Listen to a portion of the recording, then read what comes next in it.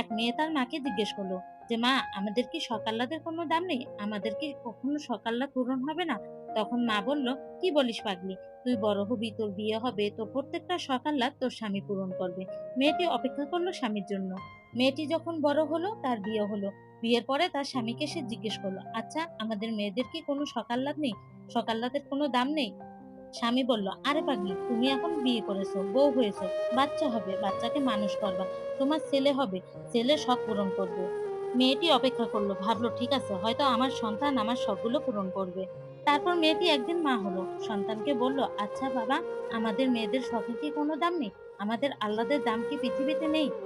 সন্তান বলছে, মা, তোমার কি মাথা খারাপ হয়ে গেছে? তোমার বয়স হয়ে গিয়েছে, তোমার এক পা কবরে ঢুকে গিয়েছে, তুমি এখন আল্লাহ বিল্লাহ করবা, কবরের ফিকির করবা।